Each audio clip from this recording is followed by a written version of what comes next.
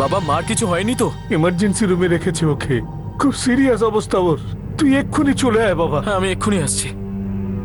কি করে হলো এসব? বাবা বলছিল বাড়িতে কোনো পার্সেল এসেছে, মা ওটা খুলতে গেছিল আর তখন ওটা ব্লাস্ট করে। ওই শেখো মেসেজে এটাই হুমকি দিয়েছিল যে বিস্ফোরণ হবে। একটা বিস্ফোরণ হয়েছিল। ব্যাপারটা মৌখিক হুমকির থেকে অনেক দূর এগিয়ে গিয়েছিল। বিষয়টির গুরুত্ব বুঝতে পেরে এই কেসটা স্পেশাল অপারেশন গ্রুপের হাতে সঁপে দেওয়া হয়, যারা এরকম গুরুতর মামলার তদন্ত করে থাকে। স্যার, লোকাল পুলিশ ওই বাড়িটায় পৌঁছে গেছে যেখানে বম ব্লাস্ট হয়েছিল, মুনারিয়া গ্রাম। তুমি ফরেন্সিক টিম নিয়ে ওখানে যাও এবং লোকাল পুলিশের থেকে ডিটেলসটা নাও। আমি হসপিটাল গিয়ে ভিক্টিমের বাড়ির লোকের সঙ্গে কথা বলছি। Yes sir.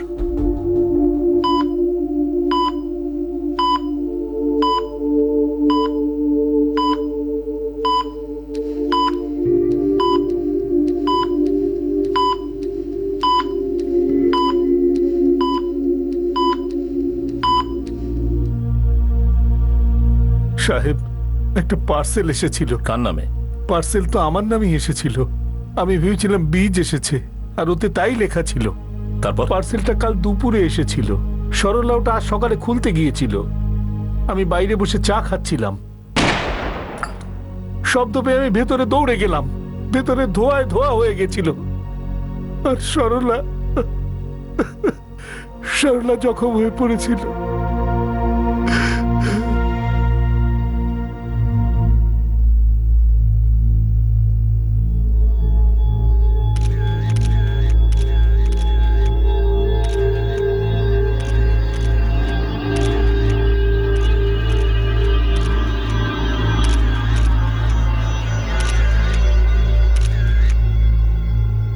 Sir, gelatine use হয়েছে। এখানে ডিটোনেটরের টুকরোও পাওয়া গেছে। স্যার, এই পোড়া সার্কিটটা পাওয়া গেছে। সার্কিট আর ডিটোনেটরকে ব্যাটারি দিয়ে কানেক্ট করা হয়েছিল। খুব বুদ্ধি করে কাজটা করা হয়েছে।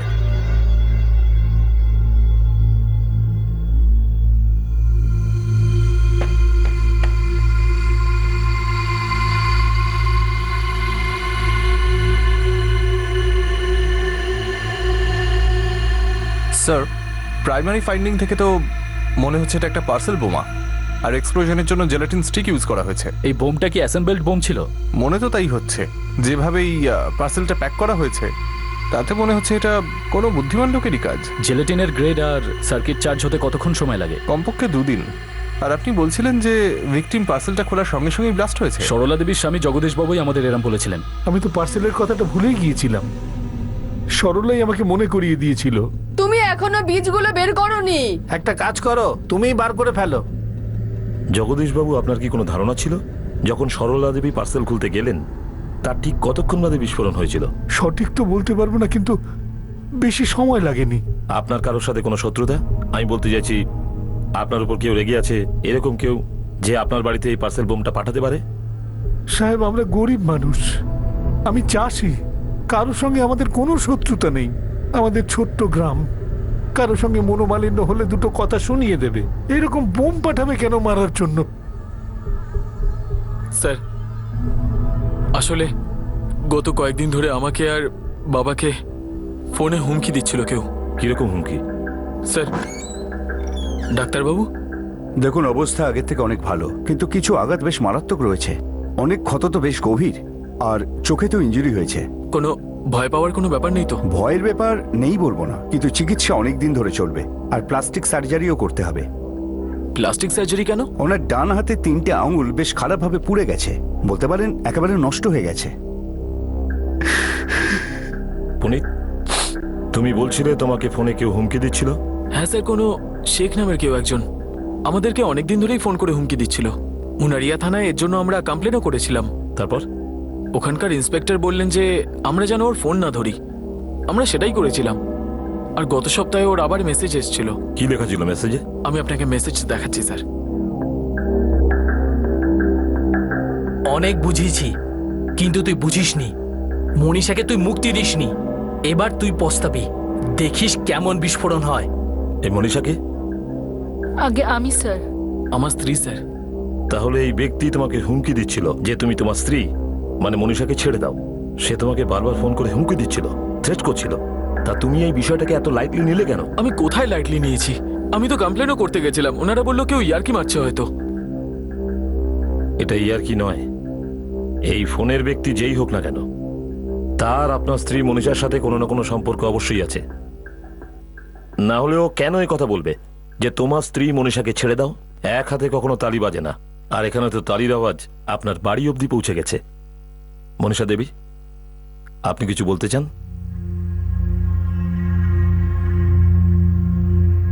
তো আপনি পুলিশ স্টেশনে ওই দিনই শেখের আওয়াজ প্রথম শুনলেন? হ্যাঁ স্যার। মুম্বাইয়ের যে কোনো থানায় খোঁজ নিয়ে দেখ, তুই জেনে যাবি ডন শেখ কি জিনিস। কিন্তু স্যার, মনীষা কোনো শেখকে চেনে না, আর না কখনো ও মুম্বাইতে গেছে। কিন্তু উনি তো নিজেই বললেন যে এনার ওই আওয়াজ খুব পরিচিত মনে হচ্ছিল। হ্যাঁ স্যার, কিন্তু আমি শিওরলি কিছু বলতে পারি না, শুধু আমার আন্দাজ ওটা। আপনার আন্দাজ অনুযায়ী কার হতে পারে? তরুণ পারেখ।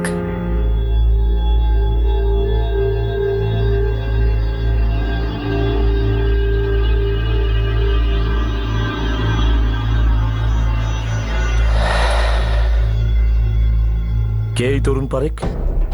কোথায় থাকে? সারথীপুর গ্রামে, ওইখানে একটা কলেজের প্রফেসর, মানে ছিল। গ্রামের নামটা কি বললেন? সারথীপুর? হ্যাঁ স্যার, ওই পার্সেলটাও সারথীপুর পোস্ট অফিস থেকেই এসেছিল। তাহলে মনীষা দেবী যখন আপনার সন্দেহ ছিল যে ফোনে শেখ সেজে তরুণ পারেখ কথা বলছিল, তাহলে আপনি এই কথা কাউকে বললেন না কেন? স্যার, মনীষা আমাকে বলেছিল, কিন্তু আমার ওই আওয়াজটা তরুণের মনে হয়নি। আমি ওর সঙ্গে একবার কথা বলেছিলাম। কি মনে হয় আপনার, এই তরুণ পারেখ এরকম করতে পারে? আমিও সেটাই জানতে চাইছিলাম স্যার। এই জন্য পুনিত যখনই আমাকে এই ঘটনা সম্পর্কে বলে, আমি সঙ্গে সঙ্গে তরুণকে ফোন করে জিজ্ঞেস করি। মনীষা, তুমি এটা কি বলছো? তরুণ, সত্যি সত্যি বলো, তুমি কি শেখ সেজে পুনিতকে ফোন করছিলে? আমি শেখ সেজে কেন ফোন করব? এতে আমার লাভটা কি? আর আমি পুনিতকে ফোন করতেই বা যাবো কেন? আমি ওকে চিনি না, তারপরে ওকে আর ওর বাবা মাকে কেন হুমকি দিতে যাব? মনীষা, তুমি আমার অবস্থাটা জানো। আমি বিছানাতে পড়ে রয়েছি একটা জড় বস্তুর মতো। কিন্তু ওই লোকটার আওয়াজ একদম তোমার মতন তরুণ। মনীষা, আমার সমস্যাটা কি কম বলো? আর এখন আবার তুমি এই অভিযোগ করছো? তরুণ বলছিল ও এরকম কিচ্ছু করেনি। কিন্তু তরুণ কি এরকম করতে পারে? ও যে অবস্থায় আছে ওকে দেখে তো এমন মনে হয় না। কিন্তু স্যার, আজও যখন আমি ওর সঙ্গে কথা বলি, আমার মনে হলো যে ওর সঙ্গে শেখের আওয়াজ মেলে। তরুণ পারেখের আর শেখ যে নাম্বার থেকে আপনাদেরকে ফোন করতো, দুটো নাম্বারই বলুন। হ্যাঁ স্যার।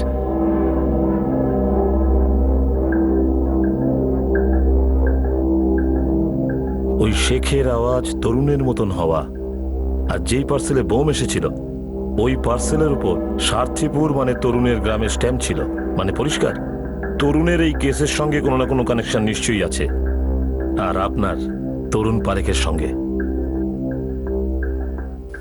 তরুণ আর মনীষার একটা অতীত ছিল, দুজনে একে অপরের প্রতি অসন্তুষ্ট ছিল, তাই একটা মোড়ে এসে দুজনের পথ আলাদা হয়ে যায়। একজন নতুনভাবে তার জীবন আবার শুরু করেছিল, আর অন্যজনকে দুর্ভাগ্য যেন এক জায়গায় আঁকড়ে ধরে রেখেছিল। তরুণের অবস্থা প্রথম থেকে এরকম ছিল না। 1 বছর আগে পর্যন্ত সে একটা নর্মাল জীবন কাটাচ্ছিল, হাঁটাচলা করতে পারত, বিয়ে করে সেটেল হতে চাইতো, আর সেই কারণেই তরুণ আর মনীষার সাক্ষাৎ হয়েছিল। 1 বছর আগে জুলাই 2011-তে আমার ওর সঙ্গে প্রথমবার আলাপ হয়। ও নিজের মা আর বাবার সঙ্গে আমার বাড়িতে এসেছিল আমাকে দেখতে।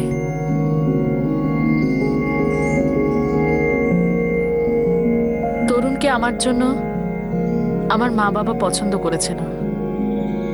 সম্বন্ধটা ঠিক হয়ে যায়, কিন্তু আমি তাতে খুশি ছিলাম না।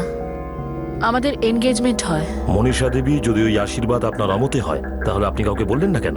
বলেছিলাম স্যার, মা বাবাকেও আর তরুণকেও। তরুণ খুব ভালো ছেলে, শিক্ষিত, পিএইচডি করেছে, ব্যবহারপত্রও ভালো। বিয়ের সিদ্ধান্ত কি শুধু রূপ, রং, চেহারা দেখে কি নেয় নাকি মানুষ? মানুষটা কেমন, তার স্বভাব কেমন, এটাই সব সময় দেখতে হয়। কিন্তু বাবা। মা, আমি মানছি তরুণ একটু মোটা অবশ্যই, কিন্তু মনের দিক থেকে খুব ভালো। বিয়ের জন্য কাউকে পছন্দ করতে হলে মনটা দেখতে হয়, রূপটা নয়। দেখো, যা তোমার মনে আছে না, নির্ভয় বলে দাও। তরুণ, প্লিজ কিছু মনে করো না। হতে পারে আমার কথাটা তোমার অদ্ভুত লাগবে, কিন্তু তুমি হ্যাঁ হ্যাঁ বলো। তুমি খুব মোটা তরুণ। আমি জানি তোমার মনে হবে যে আমার মানসিকতাটা নিচু, কিন্তু আমি কি করব তরুণ? আমার লাইফ পার্টনারের জন্য আমার মনে একটা ছবি আছে, ইমেজ আছে, আর তুমি সেরকম নও তরুণ। আই এম সরি, বোধহয় আমার এই কথাগুলো বলা ঠিক হয়নি, কিন্তু না না না, আমি বুঝতে পারছি। কিন্তু মনীষা, যদি আমি আমার ওজন কমিয়ে ফেলি তো তখন তো কোনো প্রবলেম নেই না? তখন তো তুমি আমাকে পছন্দ করবে। আমাদের দেখাশোনা যতই অ্যারেঞ্জ হোক না কেন, কিন্তু আমার জন্য ওটা লাভ অ্যাট ফার্স্ট সাইটই ছিল। তোমায় দেখেই ভালোবেসে ফেলেছি আমি। দেখো মনীষা, আমি তোমায় কথা দিচ্ছি, আমি রোগা হয়ে যাব, অনেক কষ্ট করব, ডায়েট, যোগা, এক্সারসাইজ, ঠিক যেরকমটা তুমি চাইবে সেরকম হয়েই দেখাবো। কিন্তু মনীষা, অন্তত আমায় একটা সুযোগ তো দাও।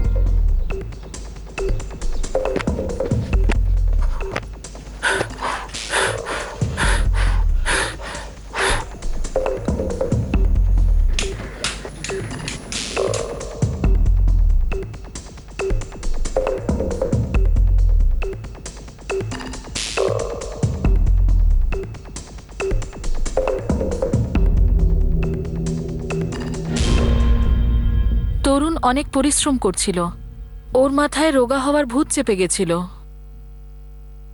কিন্তু তবু আমি ভেতর থেকে সুখী ছিলাম না। কিন্তু এটা আমি বলতে পারিনি। ও আনন্দিত ছিল, কিন্তু আমার এই সম্বন্ধটা একটা বোঝাপড়া মনে হচ্ছিল। আর তারপর এমন কিছু ঘটলো যা কেউ কখনো ভাবেনি। কি?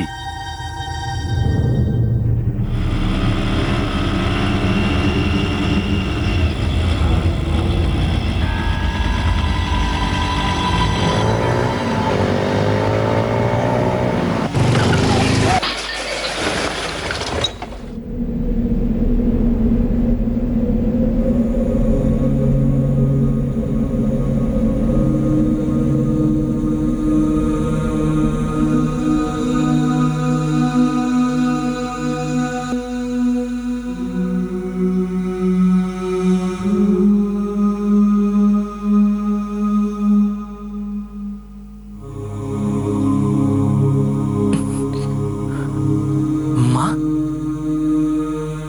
মনীষা, এটা কি হয়েছে আমার? আমার পাগুলো নড়ছে না কেন? বাবা, একটু ধৈর্য ধর, সব ঠিক হয়ে যাবে। না, আমার হয়েছেটা কি? ডাক্তারবাবু কিছু বলেছে? আমি কিছু ফিল করতে পারছি না কেন? আমার পাগুলো নড়ছে না কেন? মা, ঠিক হয়ে যাবে, সব ঠিক হয়ে যাবে। দেখুন, ওর পা দুটো একেবারে ড্যামেজ হয়ে গেছে। আমার ছেলে ঠিক হয়ে যাবে তো? এখন তো ওর কোমরের নিচের পুরো অংশতে কমপ্লিটলি প্যারালাইজড হয়ে গেছে।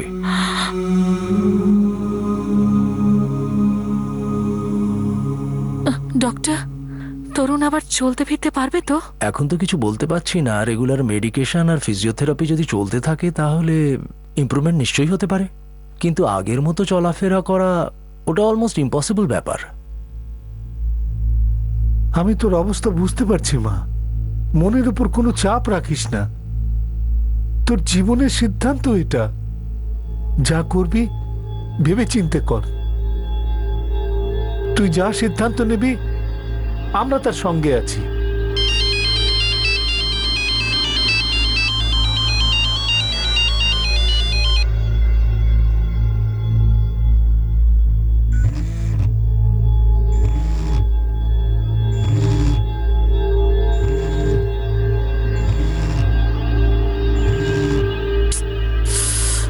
মা, এই মনীষা আমার ফোনটা ধরছে না কেন? আমি জানি না, আগে ওষুধটা খেয়ে নে। তোমাকে কি ও কিছু বলেছে? দেখা করতে আসছে না কেন? না বাবা, আমার ওর সাথে কথা হয়নি। কিন্তু তুই চিন্তা করছিস কেন এত? আমি আছি তো তোর দেখাশোনা করার জন্য। হ্যাঁ, এই নে।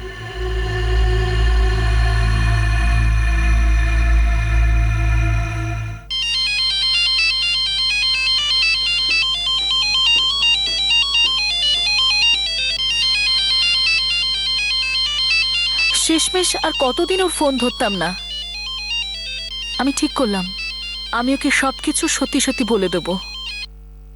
হ্যালো মনীষা, এতদিন ধরে আমার ফোন ধরছিলে না কেন? তরুণ, ওই ওই আমি আচ্ছা ঠিক আছে, তুমি যা বলতে চাও না এখানে এসে বলো। তুমি তো জানো তোমার সঙ্গ আমার কতটা দরকার, আর তুমি সাথে থাকলে পরে আমি তাড়াতাড়ি সুস্থ হয়ে উঠবো। আমি এনগেজমেন্ট ভাঙছি তরুণ। মনীষা প্লিজ এইরকম বলো না। তরুণ সরি, আমি বিয়েটা করতে পারি না। মনীষা, আমি তোমার খুশির জন্য সবকিছু করেছি, তারপরেও আমাকে ছেড়ে দিচ্ছ, তাও আবার এই অবস্থায়? প্লিজ তরুণ, সবকিছু নিজের দৃষ্টি দিয়ে দেখো না। তুমি আমাকে বুঝতেই পারছো না। আমি তো তোমাকে বিয়ে করতেই চাইছিলাম না, কিন্তু আমি চেষ্টা করেছিলাম। কিন্তু সত্যিটা হলো আমি আমাদের সম্পর্কটাকে মন থেকে মেনে নিতে পারিনি। যেরকমটা তুমি চেয়েছিলে সেরকম হওয়ার জন্য তো আমি চেষ্টা করছিলাম, তাই না বলো? কিন্তু আমার কপাল খারাপ ছিল যে এই অ্যাক্সিডেন্টটা হয়ে গেল। ভাবো মনীষা, এই ঘটনাটা যদি তোমার সাথে ঘটতো তাহলে আমি কোনোদিনও তোমাকে ছাড়তাম না, এটা তুমিও জানো। প্লিজ তরুণ, তোমার সঙ্গে যা হয়েছে তার জন্য আমি দুঃখিত, কিন্তু আমি অনেক ভেবেচিন্তে এই সিদ্ধান্তে এসেছি। আমি এই সম্পর্কে সুখী হতে পারবো না। তার চেয়ে এটাই ভালো যে আমাদের সম্পর্কটা আমরা এখানেই শেষ করে দিই। আমাদের দুজনের জন্য এটাই ঠিক হবে। আই এম সরি, বাট আমাকে আর কখনো কল করো না। বাই। মনীষা, মনীষা, মনীষা। আমি এনগেজমেন্ট ভেঙে দিই। তার 3 মাস পরে পুনিত আর আমার বিয়ে ঠিক হয়ে যায়। আমরা দুজনে দুজনকে এই সম্পর্কের জন্য ঠিক করেছিলাম। আপনার বিয়ের পরও আপনাকে তরুণ ফোন করতো? ফোন করে কখনো আপনাকে হুমকি দিয়েছিল? স্যার, হুমকি তো কখনো দেয়নি, কিন্তু মাঝে মাঝে ফোন করতো। ও এটা মানতে রাজিই ছিল না যে আমাদের সম্পর্কটা শেষ হয়ে গেছে। ইনফ্যাক্ট পুনিত ওর সঙ্গে একবার কথা বলেছিল। আপনি ফোন করেছিলেন? না স্যার, ও বারবার মনীষাকে ফোন করতো, মিনতি করতো ওর সাথে দেখা করার জন্য। এজন্য মনীষা ওর কল আমাকে ডাইভার্ট করে দেয়, কিন্তু আমি ওর সাথে খুব ভালোভাবে এ নিয়ে কথা বলি, আর ও এটা বুঝেও গেছিল। তারপরে মনীষাকে কখনো ও ফোন করেনি। তো তারপর থেকে তরুণ আর ফোন করতো না? না।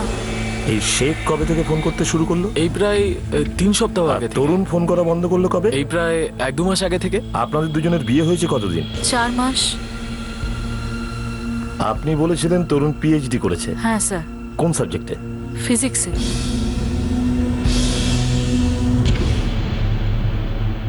তো কি এসব তরুণই করেছে?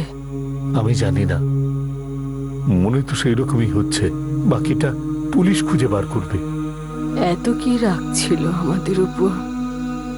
একজন মানুষ যাকে কোনো মেয়ে প্রত্যাখ্যান করেছে, তার সঙ্গে সম্পর্ক ভেঙে দিয়েছে, আর একটা দুর্ঘটনা তাকে বিছানায় ফেলে দিয়েছে।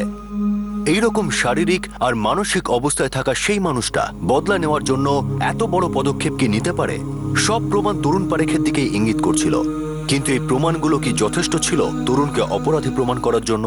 স্যার 44456789 এই নাম্বার থেকে শেখ পুনিতকে ফোন করতো, কিন্তু এই নাম্বারটা তরুণ পারিখের নামে রেজিস্টার। প্রিপেড সিম কার্ড আর ওর গ্রাম সারথীপুর থেকে কেনা। এবার তো সন্দেহ করার কোনো জায়গাই নেই, কিন্তু তরুণের যে অবস্থা সে এই কাজ একা করতে পারে না। অবশ্যই এর সাথে কেউ না কেউ সামিল আছে। ফরেন্সিক রিপোর্ট কবে আসবে? সঞ্জয়ের সঙ্গে কথা হয়েছিল স্যার, কালকের মধ্যে চলে আসবে।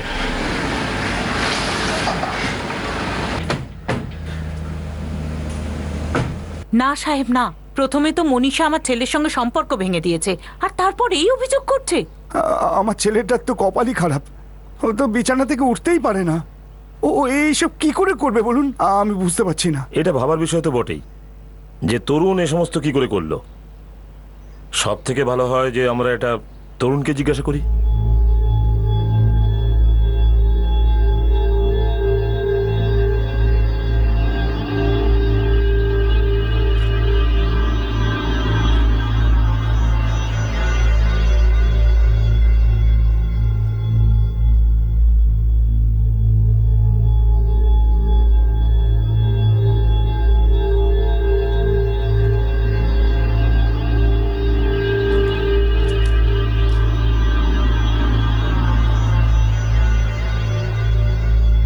তোমার ফোন?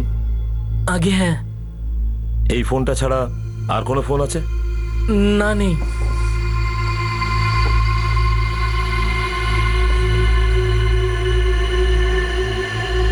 স্যার,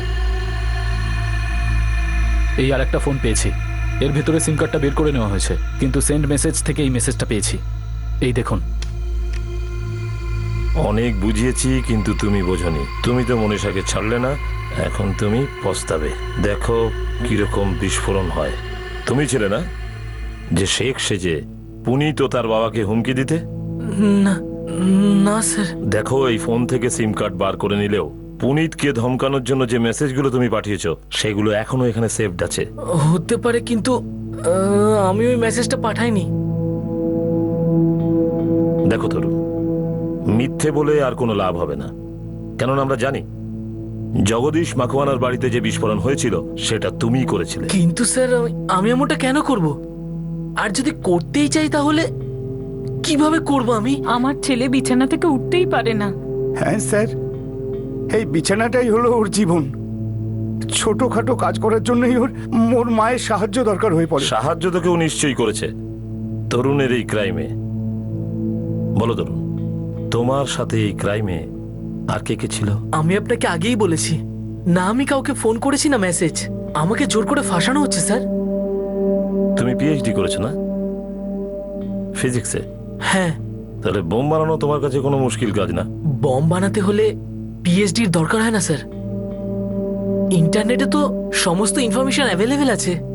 আপনি জানেন, সাবান দিয়েও বম বানানো যায়। খুব ভালোভাবে রিসার্চ করছো তুমি বোম বানানোর ব্যাপারে, কিন্তু তুমি সাবানের নয় জিলেটিনের ব্যবহার করেছিলে। আমি কিচ্ছু করিনি স্যার, আমাকে ফাঁসানো হচ্ছে। সাংবি, গোবিন্দ আর নরেশ 24 ঘন্টা এখানে পাহারায় থাকবে, আর আপনার ছেলেকে এরা দুজন পাহারা দেবে। সাহেব, আমার ছেলে নির্দোষ। আগে না, ওর শারীরিক অবস্থা চিন্তা করে আমরা জিজ্ঞাসাবাদটা খুব কড়াভাবে করছি না, আর না ওকে অ্যারেস্ট করে জেলে নিয়ে যাচ্ছি, কিন্তু তার মানে এই নয় যে ও নির্দোষ। আমি আপনাকে কেমন করে বোঝাবো? ও এরকম কাজ করতেই পারে না। হ্যাঁ সাহেব, ও বাথরুমে পর্যন্ত হেঁটে যেতে পারে না। আচ্ছা, তরুণ কি কখনো বাড়িতে একলা থাকে? সাহেব, আমি তো সকালবেলায় খেতে চলে যাই, সারাদিন এই ওর দেখাশোনা করে থাকে, আর দুপুরবেলা আমাকে সাহায্য করার জন্য এই জমিতে যায়। আমি সত্যি কথা বলছি স্যার, আমার ছেলেটার তো কপালটাই খুব খারাপ। ও কাউকে হুমকি কি করে দেবে? আর বোম বানানোর প্রশ্নই উঠতে পারে না। প্রশ্ন তো উঠবেই শ্যামলাল বাবু, আর উত্তরটা আমরাই খুঁজে নেব। দ্বিতীয়বার যখন আমরা এখানে আসবো তখন আরো প্রমাণ নিয়ে আসবো।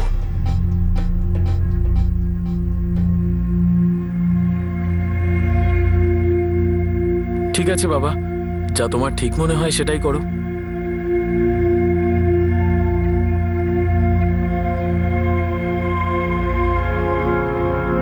প্লাস্টিক সার্জারির খরচ অনেক বেশি, আমরা এত খরচ এখন করতে পারবো না।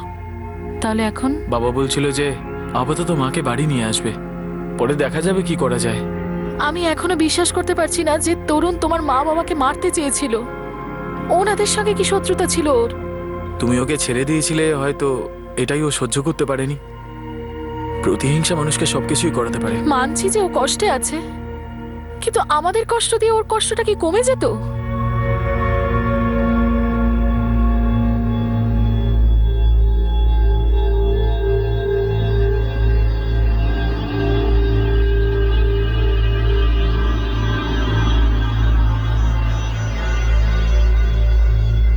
আমি পার্সেলের কাগজ খুলেছিলাম, তার মধ্যে একটা ডিব্বা ছিল।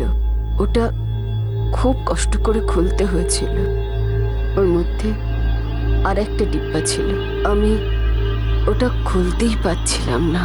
আমি খুব কষ্ট করে খুলেছিলাম, তারপর আর কিছু জানি না। খুব জোর একটা আওয়াজ হলো, আর সবকিছু অন্ধকার হয়ে গেল। ওই বক্সের সাথে আপনি কি কোনো ওয়্যার জোড়া ছিল দেখেছিলেন? আজ্ঞে না, আর যদি দেখেও থাকতাম, আমি স্বপ্নেও ভাবতে পারতাম না যে ওর মধ্যে বোম থাকতে পারে। পার্সেল দুপুরে এসেছিল, সেটা পরের দিন পর্যন্ত আপনার বাড়িতেই ছিল? আজ্ঞে।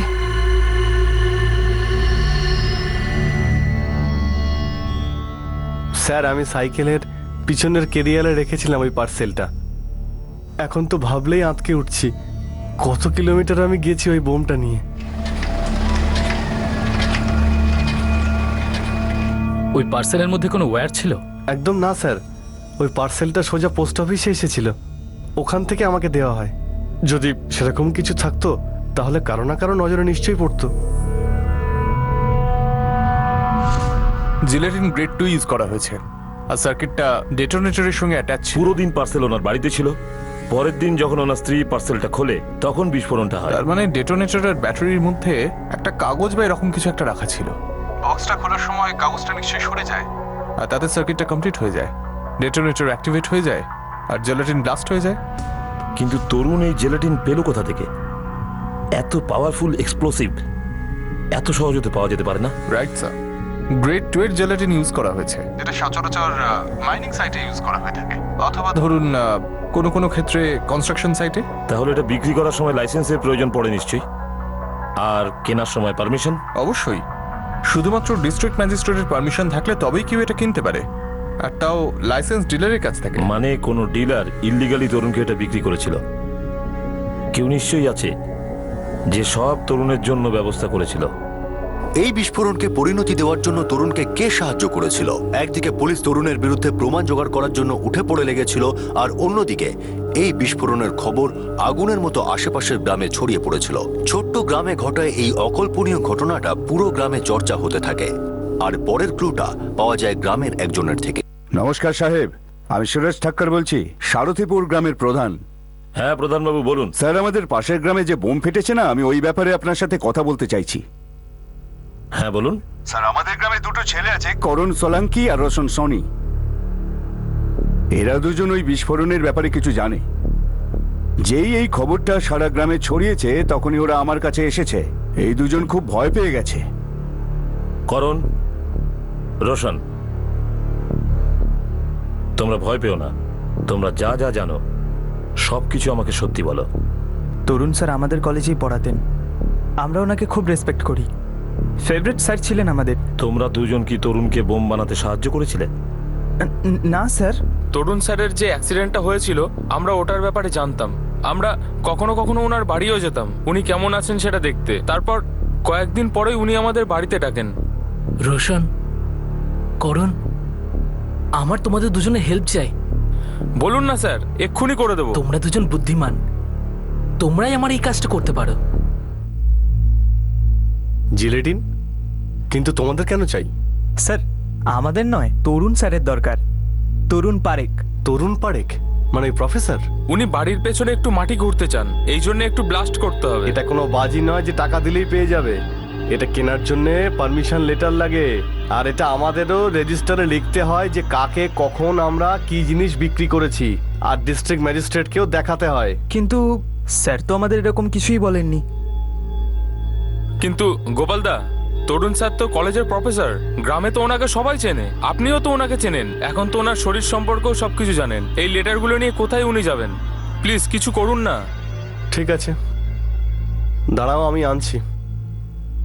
স্যার, মায়ের দিব্যি বলছি, আমরা জানতাম না তরুণ স্যার বোম বানানোর জন্য ওটা আনতে বলেছিলেন। তাহলে তোমরা কি করে জানতে পারলে তরুণ যে তোমাদের দিয়ে জিনিসগুলো আনিয়েছিল সেগুলো বোম বানাতে ব্যবহার হয়? আমরা পেপারে পড়েছিলাম এই বিস্ফোরণ মুনারিয়া গ্রামে হয়েছিল, কোনো জগদীশ মাখোয়ানার বাড়িতে। তো জগদীশ মাখওয়ানা 46 মুনারিয়া গ্রাম, ব্রিজুপুর তালুকা।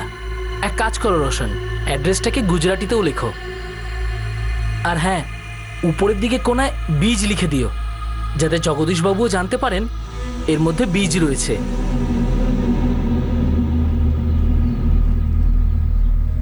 আমরা এই পার্সেলটা সারথীপুর পোস্ট অফিস থেকে পাঠিয়েছিলাম। তোমরা দুজন তরুণের জন্য কোনো সিম কার্ড কিনেছিলে? হ্যাঁ স্যার, আমি কিনেছিলাম।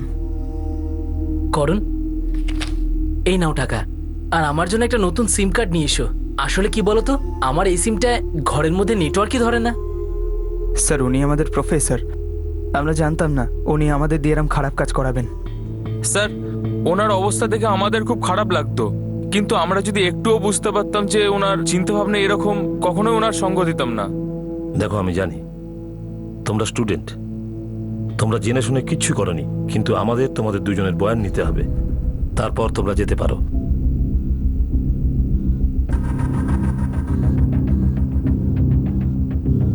সরি স্যার, ভুল হয়ে গেছে স্যার। স্যার ক্ষমা করে দিন স্যার।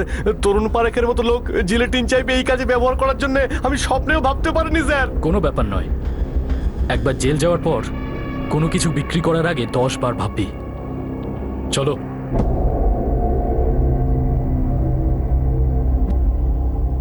তরুণ, এনারা কি বলছেন? বল বাবা বল, সত্যি বল।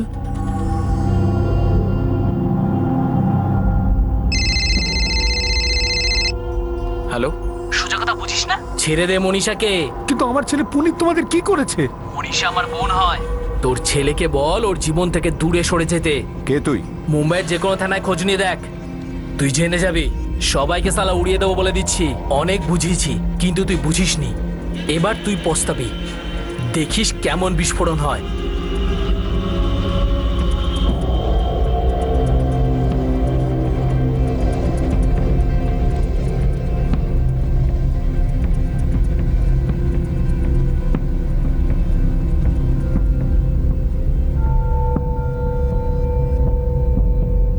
হ্যাঁ, আমি বানিয়েছিলাম ওই বমটা। যখন তুমি দুপুরবেলা চলে যেতে তখন আমি ওটা নিয়ে কাজ করতাম। পুরো 1 সপ্তাহ লেগেছিল আমার ওই বমটা তৈরি করতে। এই কাজে আমার স্টুডেন্টদের ব্যবহার আমিই করেছিলাম। ওরা জানতো না যে ওরা কি করছে। তরুণ, তুমি কেন এটা করলে? আপনি বুঝতে পারবেন না, আপনাদের মধ্যে কেউ বুঝতে পারবে না আমার মনের অবস্থা। আমি ভেঙে পড়েছিলাম, ভিতরে প্রচুর রাগ জমেছিল। মনীষার উপর? কেন? কেননা সে তোমার সাথে সম্পর্ক ভেঙে দিয়েছিল? হ্যাঁ, আমি মোটা ছিলাম বলে ও আমাকে পছন্দ করতো না, কিন্তু ওকে খুশি করার জন্য আমি তো রোগা হওয়ার জন্য চেষ্টা করছিলাম, পুরো চেষ্টা করছিলাম আমি। কিন্তু অ্যাক্সিডেন্টের পরে যখন আমার এরকম অবস্থা হলো, ও আমাকে ছেড়ে চলে গেল। এতে আমার কি দোষ ছিল? কিন্তু তরুণ, এতে মনীষারও ভুলটা কোথায়? কাউকে এইভাবে মাঝ রাস্তায় ছেড়ে চলে যাওয়াটা ভুল নয়। তরুণ, তোমার রাগ করার কারণ আছে, আমি তোমার কষ্টটা বুঝতে পারছি। কিন্তু মনীষা তোমার থেকে আলাদা হতে চেয়েছিল, সেটা ওর সিদ্ধান্ত। তোমার ভালো লাগুক বা না লাগুক, কিন্তু তোমারও সিদ্ধান্ত মানা উচিত ছিল, অ্যাকসেপ্ট করা উচিত ছিল। যদি আমি ওর জায়গায় থাকতাম আর ও আমার জায়গায় থাকতো, তাহলে আমি এরকমটা কখনো করতাম না। আমি জানি না মনীষার জায়গায় তুমি থাকলে তুমি কি করতে, কিন্তু এটা অবশ্যই জানি তুমি যেটা করেছো সেটা অপরাধ, ভয়ঙ্কর অপরাধ। তোমার কোনো ধারণা আছে তুমি একটা বোম বানিয়ে কতগুলো জীবন নষ্ট করে দিয়েছো? পুনিতের মা আজ মারা যেতে পারতো, ওই পোস্টম্যান যে পার্সেলটা ডেলিভারি করেছিল সে যেতে পারতো, অথবা দুটো গ্রামে যে কোনো একটা পোস্ট অফিসে ওই বোম ব্লাস্ট হলে তাহলে কত লোক মরতো? তোমার স্টুডেন্টদেরও অনেক ক্ষতি হতে পারতো। তুমি নিজের মনে যে ঘৃণা নিয়ে বেঁচে রয়েছ, এই ঘৃণা তোমার নিজের লোকেদেরও ক্ষতি করতে পারত। সাপোজ এই বোম বানানোর সময় যদি এই বোমটা বাড়িতে, যদি এই ঘরে ব্লাস্ট হতো তো? তরুণ, তুমি শিক্ষিত ছেলে, পিএইচডি ডিগ্রি, তাও তোমার মনের এই আগুনটাকে বাইরে ছড়িয়ে দিতে চাইছো? তোমার মনে যদি কোনো ব্যাপার নিয়ে ডিপ্রেশন থেকে থাকে, তাহলে কোনো মনোবিজ্ঞানীর সাথে কনসাল্ট করতে পারতে। আরে কম করে নিজের বাবা মার সঙ্গে কথা বলে নিজের মনের কষ্টটা হালকা করতে পারতে। তরুণ, যেটা তোমার সঙ্গে হয়েছে তার জন্য আমার সহানুভূতি আছে, তোমার অবস্থায় দুঃখও পাচ্ছি আমি, কিন্তু তুমি যেটা করেছো সেটা অপরাধ, এমন অপরাধ যেটা চাইলেও এড়িয়ে যাওয়া যায় না। আর এই অপরাধের শাস্তি তোমাকে অন্য ক্রিমিনালদের মতোই দেওয়া হবে। কাল হাউস অ্যারেস্ট শেষ হয়ে যাবে, আমরা চার্জশিট ফাইল করব, কালকে আমরা তরুণকে কোর্টে নিয়ে যাব আর এর কাস্টডির ডিমান্ড করব।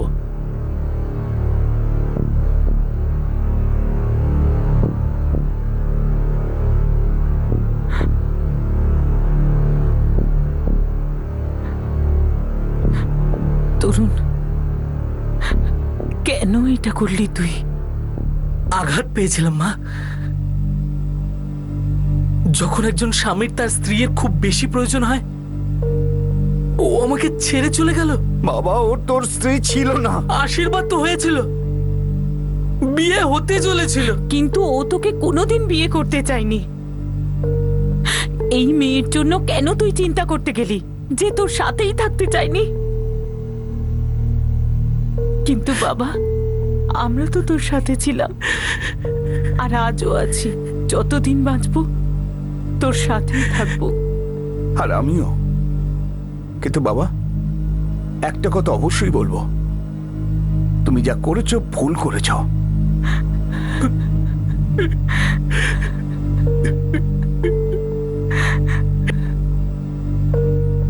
তরুণ নিজের অপরাধ স্বীকার করেছে।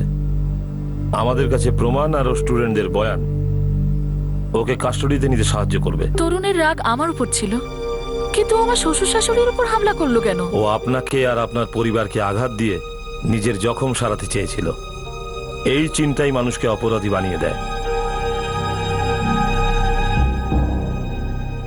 পরের দিন তরুণকে কোর্টে নিয়ে যাওয়ার ছিল, কিন্তু তার বদলে তরুণকে হসপিটালে নিয়ে যাওয়া হয়। তরুণের এবার শাস্তি থেকে বাঁচাটা প্রায় অসম্ভব ছিল, কিন্তু তবুও শেষ একটা চাল সে চাললো, আর এই কেসটার দিকই পরিবর্তন হয়ে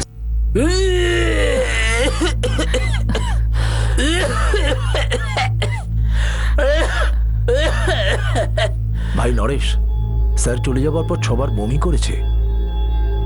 স্যারকে কি ফোন করবো নাকি? আমার মনে হয় ফোন করা উচিত। এরকম অবস্থায় কালকে কোর্টে কিভাবে নিয়ে যাবে? তরুণের মাকে জিজ্ঞাসা করো, কোনো সিরিয়াস ব্যাপার নয় তো? কখনো কখনো ওর এরকম বমি হয়, খুব কড়া ওষুধ খায় তো তাই। কোনো টেনশনের ব্যাপার নয় তো? না।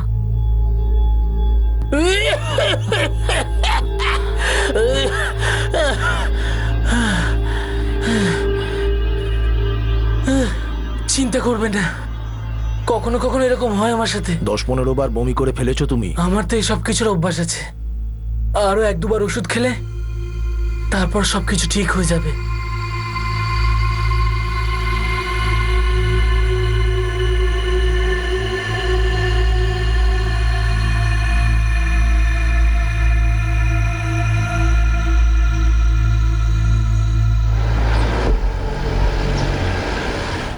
কি? তো গোবিন্দ, এটা বলা উচিত ছিল। স্যার আমি তরুণকে 2-3 বার জিজ্ঞেস করেছি, কিন্তু প্রতিবারও এই কথাই বললো যে এইসব ওর কাছে নর্মাল। কিন্তু বমি বন্ধ হচ্ছিল না, আমাকে একটা ফোন করতে পারতে তো। সকাল থেকে কবার বমি করেছো? স্যার কাল থেকেও সমানে বমি করে যাচ্ছে। আমার তো মনে হয় না এই অবস্থায় ওকে কোর্টে নিয়ে যাওয়া যাবে। আর তুমি সেটা এখন বলছো যখন আমরা অলরেডি কোর্টে যাওয়ার জন্য বেরিয়ে পড়েছি। সাংবি, স্যার অ্যাম্বুলেন্স ডাকো। তরুণের অবস্থা সিরিয়াস, ওকে হসপিটালে অ্যাডমিট করতে হবে।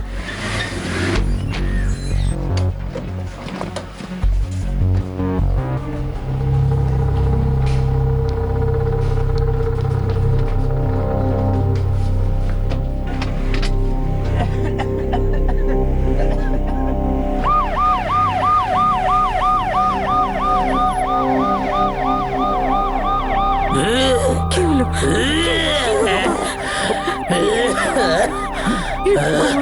কি হচ্ছে? তরুণ দেখো, আমি জানি তুমি এসব কিছু জেনে বুঝেই করছো। তুমি শাস্তি থেকে বাঁচার জন্য এই সমস্ত চালাকি করছো, কিন্তু এটা চালাকি নয়, এটা বোকামি। আমি বিশাল বড় ভুল করেছি স্যার, এর শাস্তি আমার পাওয়া উচিত, আর সেই শাস্তি আমি নিজেকে দিয়ে দিয়েছি স্যার। তরুণ, তরুণ কি করেছো তুমি? তরুণ, তুমি জেনে শুনে কোনো ভুল ওষুধ খেয়েছো? স্যার আমি যে অপরাধ করেছি তার জন্য দোষী শুধু আমি, আর আমার মৃত্যুর জন্য সরি স্যার, সরি। তরুণ, তরুণ, তরুণ বাবা, তরুণ,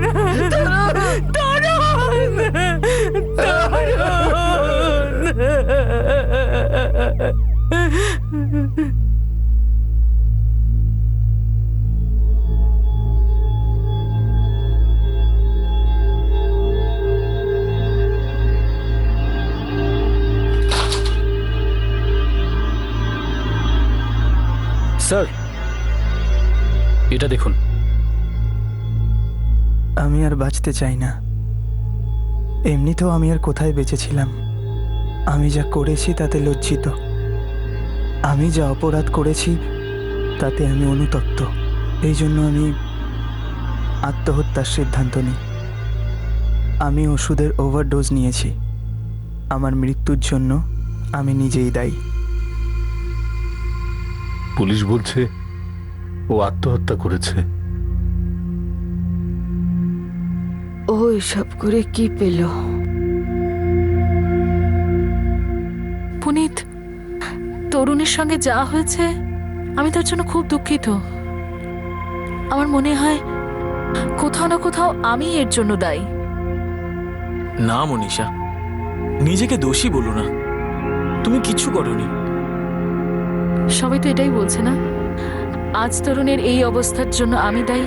দেখো, যে যা বলতে চায় তাদের বলতে দাও, তুমি এতে কান দিও না। পুনিত, নিজের সুখ চাওয়া কি অপরাধের? আমি তরুণের সঙ্গে কখনো বিয়েই করতে চাইনি। আর যখন আমি পরিষ্কার দেখতে পেলাম যে আমি এই সম্পর্কে কখনো খুশি হতে পারবো না, তখন আমি ওই সম্পর্কটাকে ওখানেই শেষ করে দিই। আমি কি ভুল করেছিলাম পুনিত? ঠকাইনি তো আমি তরুণকে, তাহলে সবাই আমাকেই কেন দায়ী করছে? মনীষা, তোমার যেটা ঠিক মনে হয়েছে তুমি সেটাই করেছো, এতে কোনো ভুল নেই। যা হয়েছে তুমি তার জন্য একদম দায়ী নও। তোমার নিজেকে দোষী মনে করা বন্ধ করতে হবে। তুমি চাইলে আমরা কয়েকদিন ঘুরে আসতে পারি। আমার মনে হয় দুজনের পক্ষে এটাই ভালো হবে।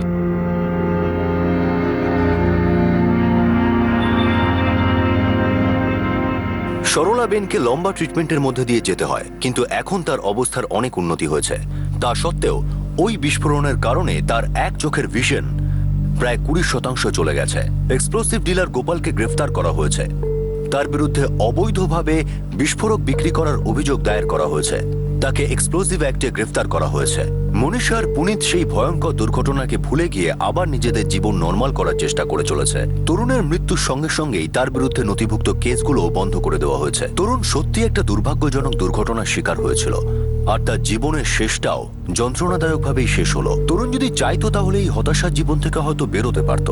নিজের সাহস আর তার মা বাবার সাপোর্টে নিজের জীবনকে হয়তো সে নতুনভাবে শুরু করতে পারত, কিন্তু তরুণ সেরকমটা করতে পারেনি। সে ফেলে আসা অতীতকে বিদায় জানাতে পারেনি, নিজেকে প্রত্যাখ্যাত হতে দেখে সহ্য করতে পারেনি। ফলে ঘৃণা আর হতাশার পাকে সে ডুবে যেতে থাকে। যখন জীবনসঙ্গী নির্বাচনের বিষয় আসে তখন প্রত্যেকেরই আলাদা আলাদা পছন্দ হয়। আমরা কার সঙ্গে আমাদের জীবন কাটাতে চাইব সেই সিদ্ধান্ত নেওয়ার অধিকার প্রত্যেকটা মানুষের আছে। মনীষাও জীবনে এরকমই একটা সিদ্ধান্ত নিয়েছিল। সেটাকে যদি তরুণ মেনে নিতে পারত তাহলে এসব হতোই না। যখন কোনো মানুষ আমাদের জীবন থেকে চলে যায়, আমাদের সঙ্গে সম্পর্ক ভেঙে দেয়, তখন দুঃখ পাওয়াটা স্বাভাবিক। কিন্তু সেই দুঃখটাকে নিজের জীবনের বাঁচার মাধ্যম বানিয়ে নিজের সঙ্গে যা ঘটেছে সেই শোক নিয়ে বসে থাকলে সেই মানুষটা কি আমাদের জীবনে ফিরে আসবে? না। আমাদের থেকে দূরে চলে যাওয়া সেই মানুষটাকে কষ্ট দিয়ে, তাকে আঘাত করে আমরা কি শান্তি পেতে পারি? একদমই না। বদলার মানসিকতা আজ পর্যন্ত কাউকে শান্তি দেয়নি, আর কোনোদিন দিতেও পারবে না। আপনাদের সাথে আবার দেখা হবে পরবর্তী পর্বে আরো একটা চমকপ্রদ ঘটনা নিয়ে। ততক্ষণ নিজের খেয়াল রাখবেন, সুরক্ষিত থাকবেন, সতর্ক থাকবেন, আর দেখতে থাকবেন ক্রাইম পেট্রোল সতর্ক। শাস্তি একজনের, শিক্ষা গোটা দেশের। জয় হিন্দ।